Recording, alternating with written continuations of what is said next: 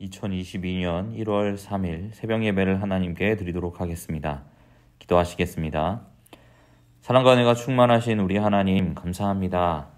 2022년 새해를 우리에게 허락하여 주시고 맞이하는 첫 월요일에 주의 말씀을 생각하며 하나님께 기도할 수 있도록 우리를 인도하여 주심 감사합니다. 주님, 2021년 우리를 지켜주셨던 그 하나님의 은혜처럼 계속하여 우리와 동행하여 주시고 2022년에도 주의 놀라운 은혜를 누리며 하나님과 동행하는 걸음을 걸을 수 있도록 주님께서 함께하여 주시옵소서. 모든 말씀 예수님의 이름으로 기도합니다. 아멘. 오늘 함께 살펴보실 하나님 말씀은 창세기 27장 14절에서 29절까지 말씀입니다. 제가 읽도록 하겠습니다. 그가 가서 끌어다가 어머니에게로 가져왔더니 그의 어머니가 그의 아버지가 즐기는 별미를 만들었더라. 리브가가 집안 자기에게 있는 그의 맏아들 에서의 좋은 의복을 가져다가 그의 작은 아들 야곱에게 입히고 또 염소 새끼의 가죽을 그의 손과 목에 매끈한 곳에 입히고 자기가 만든 별미와 떡을 자기 아들 야곱의 손에 주니 야곱이 아버지에게 나아가서 내 아버지여 하고 부르니 이르되 내가 여기 있노라. 내 아들아 내가 누구냐? 야곱이 아버지에게 대답하되 나는 아버지의 맏아들 에서로소이다. 아버지께서 내게 명하신 대로 내가 하였사오니 원하건대 일어나 앉아서 내가 사냥한 고기를 잡수시고 아버지 마음껏 내게 축복하소서. 이삭이 그의 아들에게 이르되 내 아들아 내가 어떻게 이같이 속히 잡았느냐? 그가 이르되 아버지 하나님 여호와께서 나로 순조롭게 만나게 하셨음이니이다. 이삭이 야곱에게 이르되 내 아들아 가까이 오라. 내가 과연 그 아들의 에서인지 아닌지 내가 너를 만져보려 하노라. 야곱이 그 아버지 이삭에게 가까이 가니 이삭이 만지며 이르되 음성은 야곱의 음성이나 손은 에서의 손이로다 하며 그의 손이 형 에서의 손과 같이 털이 있으므로 분별하지 못하고 축복하였더라.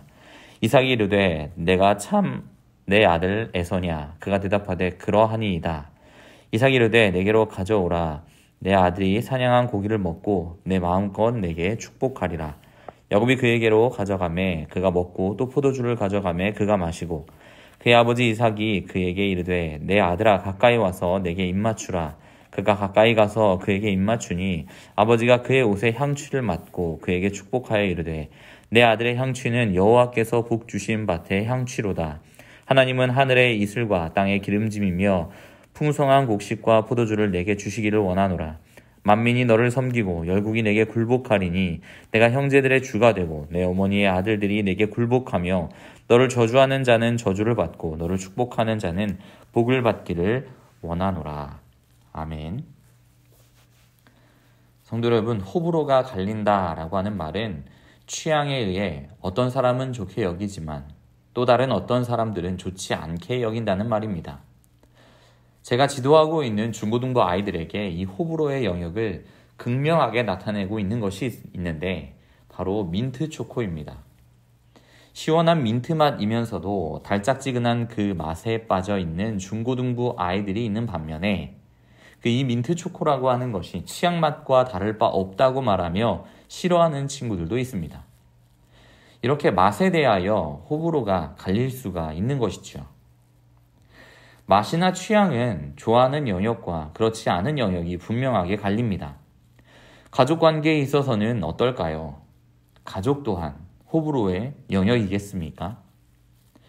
혈통적으로 묶인 가족 관계 안에서 자녀를 낳은 부모는 자녀를 사랑하고 자녀는 부모를 공경함이 너무도 당연합니다.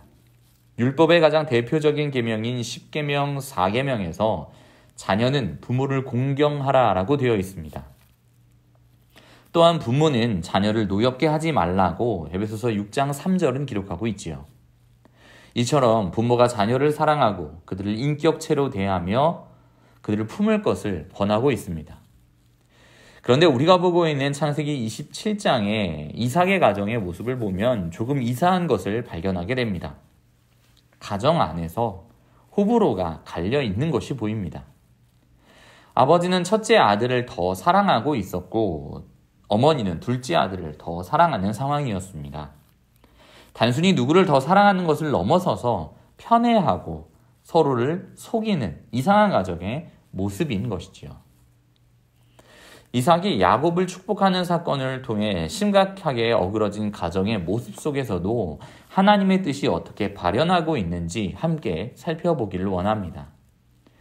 먼저 가장 이상한 것은 아버지 이삭입니다. 이삭은 야곱과 에서가 리브가의 태중에 있을 때에 천사가 그들에게 전한 소식을 들었던 사람이었습니다.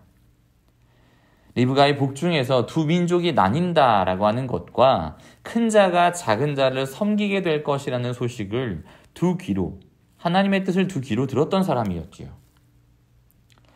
이제 자녀를 위한 축복을 하기 위해 이삭은 아들을 부릅니다. 그 축복의 대상은 하나님께서 알려주신 야곱이 아닌 에서였지요. 그에게 들에서 사냥하고 난 뒤에 그 고기를 요리하여 달라고 요구합니다. 먹고 마음껏 너를 축복하겠다라고 말하죠. 문제는 이 이삭의 말을 리브가가 장막 뒤에서 은밀하게 듣고 있었다라는 것입니다. 리브가는 에서보다 야곱을 더 사랑하였고 야곱에게 그 이삭의 계획을 말하며 내가 형 에서처럼 꾸미라고 명령하게 되죠. 이삭의 계획을 엿듣고 야곱에게 털이 많은 것처럼 꾸미고 아버지에게 가라고 명령합니다. 사실 리브가의 이런 행동이 하나님의 약속을 이루기 위한 선택이었는지 단순히 야곱을 에서보다 더 사랑했던 어머니의 마음이었는지는 알 수 없습니다. 그런데 분명한 것은 창세기가 의도적으로 이삭은 에서를 사랑하고 리브가는 야곱을 사랑했다라고 기록하고 있지요. 부모가 서로가 더 사랑하는 아들을 두고 복을 주려고 하는 웃지 못한 일들이 지금 성경에서 벌어지고 있는 것입니다. 부모의 자녀들을 향한 일방적인 욕심을 드러내고 있는 모습으로 이해할 수도 있는 부분입니다. 리브가와 야곱이 이삭을 속이기 위해 치밀하게 행동했던 것도 참 놀라우면서도 이상해 보이지요. 남편을 속이려는 아내, 이상한 낌새를 느끼고 다시 확인하는 남편. 그 자리에서도 장자의 권리를 누려보겠다고 아버지를 속이는 데 동조하고 있는 둘째 아들 야곱. 정말로 온 가정이 서로를 신뢰하지 못하는 상황에 이상한 가정의 모습을 보여주고 있습니다. 결국 이런 리브가와 야곱의 노력이 빛을 발하여 이삭은 에서의 옷을 입고 있는 야곱을 에서라고 확신하게 됩니다. 그리고 아내 리브가가 만든 음식을 맛있게 먹고 야곱을 축복하죠. 이삭이 야곱에게 했던 축복은 두 가지였습니다. 하나는 세상에 사는 동안 누리게 될 땅 위의 축복이었습니다. 그리고 두 번째는 야곱의 후손을 통해 예수님께서 오시게 될 것이다 라고 하는 정말로 엄청난 축복이었지요.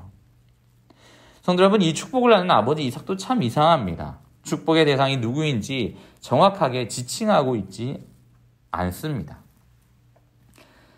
에서의 음성이 아니라 야곱의 음성인 것을 들었다면 미심쩍어 하면서 이름을 부르며 축복할 법도 한데 이삭은 하나님 축복해 주십시오 라고 말하고 누구를 이라고 하는 말이 빠진 축복을 하게 됩니다.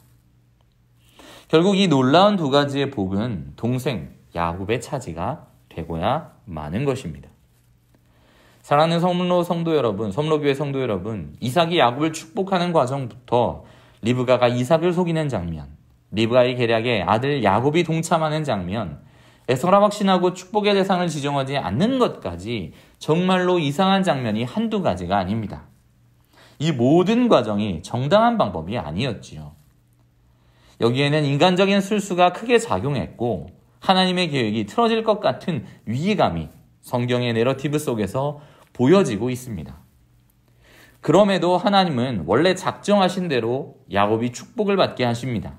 이는 하나님의 주권적인 은혜라고 할 수 있을 것입니다. 성도 여러분, 우리는 이 본문을 읽으면서 하나님의 주권과 인간의 책임이라는 두 가지 역설적일 것 같은 개념에 대해 균형을 찾아야 할 것입니다. 이삭이 에서를 축복하려 마음먹은 것부터 리브가가 남편을 속이고 아들 야곱이 그것에 동참하여 장자의 축복을 받아내는 과정 속에 이상하지 않은 것이 없습니다. 거시적인 하나님의 언약적 관점에서는 악을 선으로 바꾸신 하나님의 주권이 드러나고 있지만 미시적으로 보면 가족 간의 갈등과 불신, 서로 속이는 악한 모습들이 가득한, 정말로 축복과는 관련 없는 악이 가득한 모습으로 성경은 묘사되어 있습니다. 하나님은 참으로 악을 선으로 바꾸시는 능력자이시지만 그 과정 속에서 벌어진 사람의 악이 정당화될 수 없다라는 것을 우리는 기억해야 한다는 것이죠. 리브가가 남편을 속였던 일이나 야곱이 정당한 방법이 아닌 형과 아버지를 속이는 것은 신앙인으로서 용납할 수 없는 부분입니다. 성도 여러분, 우리는 결과만을 생각하며 달려가는 세상의 사람들과는 다릅니다. 결과를 다르게 해보기 위하여서 전전긍긍하고 온갖 비열하고 저급한 수단을 사용하면서 목적을 이루어내려고 하는 것은 참 그리스도인다운 모습이 아니라는 것이지요. 이미 하나님께서는 우리를 위한 완벽한 결말을 지어 놓으셨습니다.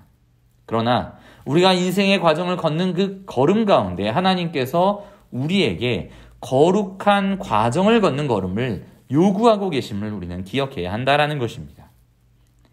이삭의 이상한 축복의 사건을 통해 주의 품에 안기는 그날까지 우리는 선한 걸음을 걷는 성도들이 되기를 정말 하나님께 다짐하며 나아가야 할 것입니다. 하나님의 약속에 호불호가 작용할 여지도 주지 않아야 하는 것이며 영원한 하나님의 약속을 향하여 주의 약속을 붙들고 나아가는 주의 성도들이 되어야 한다는 것이지요. 우리의 악이 오히려 하나님의 선을 이루는데 사용되는 것이 아니라 우리의 거룩한 선한 모습들이 하나님께 더 크게 쓰임받을 것을 기대하면서 주께 나아가는 주의 자녀들이 되어야 할 것입니다. 사랑하는 섬로교회 성도 여러분, 하나님의 놀라운 역사를 기대하며 나아가는 주의 자녀들이 되시기를 간절히 축원합니다. 사랑이 많으신 하나님 감사합니다. 인간의 악한 행동이 절대로 정당화될 수 없음을 오늘 성경을 통하여 확인하게 됩니다. 주님은 진정 악을 선으로 바꾸시는 전능하시고 주권이 있으신 하나님이시지만 그렇다고 하여서 우리의 악이 정당화될 수 없음을 주님께 고백합니다. 주님, 우리가 주님께서 준비하여 놓으신 완벽한 결론에 이르기 위하여서 정말로 최선을 다할 수 있도록 도와주시고 주님께서 요구하고 계신 거룩한 걸음을 걷는 주의 자녀들이 될 수 있도록 주님 인도하여 주시옵소서. 모든 말씀 예수님의 이름으로 기도합니다. 아멘.